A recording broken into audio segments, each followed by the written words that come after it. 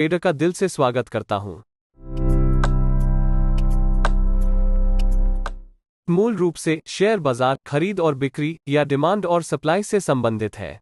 कभी हम स्टॉक खरीदते हैं और कभी कभी हम बेचते हैं, लेकिन केवल हमारी इंस्टिंक्ट के आधार पर खरीदना और बेचना हमारे ट्रेडिंग खाते के लिए अच्छा नहीं होगा। संभावना है कि हम नुकसान में होगा और सबसे खराब मामले में हम अपने ट्रेडिंग खाते को उड़ा देगा। यही कारण है कि लगभग सभी ट्रेडर्स लाभदायक बने रहने के लिए बाजार में अपना एज खोजने की कोशिश करते हैं। आप जिस प्रकार के ट्रेडर हैं उसके आधार पर आप technical analysis, fundamental analysis, quantitative analysis और अंत में प्राइस एक्शन एनालिसिस के बीच चयन कर सकते हैं। टेक्निकल एनालिसिस में मुख्य रूप से आगामी प्राइस मूव्स की भविष्यवाणी करने के लिए विभिन्न श्रेणियों के इंडिकेटर्स का उपयोग करना शामिल है। दूसरी ओर फंडामेंटल एनालिसिस स्टॉक या कंपनी के फंडामेंटल्स पर निर्भर करता है, मुख्य रूप से ट्रेडिंग निर्णय लेने के लिए फाइनेंशियल्स, अर्निंग्स आदि पर ध्यान केंद्रित करता है। इसी तरह क्वांटिटेटिव एनालिसिस बाजार के डेटा का विश्लेषण करने के लिए स्टैटिस्टिकल टूल्स का उपयोग करता है।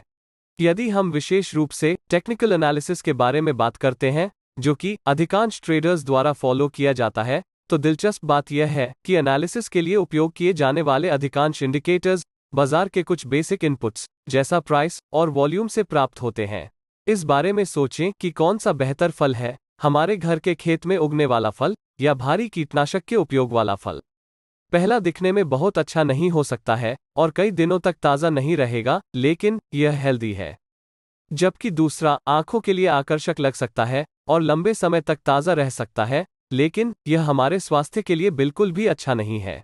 इंडिकेटर्स के मामले में भी ऐसा ही है, जो प्राइस और वॉल्यूम के इतने सारे इंटरमीडिएट प्रोसेसिंग का परिणाम है, ताकि वास्तविक बाजार व्यवहार को नज़रअंदाज कर दिया जाए और अंत में आप यह सुने बिना कि बाजार को क्या कहना है, आप अपना निष्कर्ष निकालते हैं।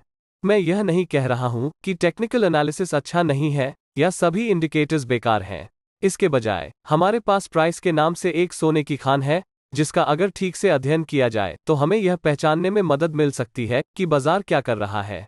प्राइस और उसके व्यवहार के इस अध्ययन को प्राइस एक्शन के रूप में जाना जाता है। इंडिकेटर्स, फंडामेंटल्स या एल्गोरिदम्स के विपरीत प्राइस एक्शन आपको बताती है कि बाजार क्या कर रहा है, न कि वह जो आपको लगता है कि कीमत को करना चाहिए। प्राइस एक्शन मुख्य रूप से रीसेंट और करंट प्राइसेस, मार्केट ट्रेंड और मार्केट स्ट्रक्चर पर केंद्रित है। यह होली ग्रेल नहीं है, न ही परम सफलता का मंत्र। ट्रेडिंग ज्यादातर आपके मनोविज्ञान और इम्प्लीमेंटेशन के बारे में है, न कि किसी एक विशेष रणनीति के बारे में। अधिकांश ट्रेडर्स का लक्ष्य एक ऐसी शैली के माध्यम से ट्रेडिंग लाभ को अधिकतम करना है जो उनके व्यक्तित्व के अनुकूल हो। उस कंपैटिबिलिटी के बिना मेरा मानना है कि लॉन्ग टर्म के लिए प्रॉफिटेबल ट्रेडिंग करना लगभग असंभव है। लेकिन अगर आप प्राइस एक्शन ट्रेडिंग सीखने के लिए अच्छा समय देते हैं, तो आप बहुत सारे इंडिकेटर्स के बिना क्लीन चार्ट्स के साथ ट्रेडिंग करेंगे। आप बेहतर सटीकता के साथ अपनी ट्रेड एंट्रीज और एग्जिट्स को इंगित करने में सक्षम होंगे। इस एपिसोड के लिए बस इतना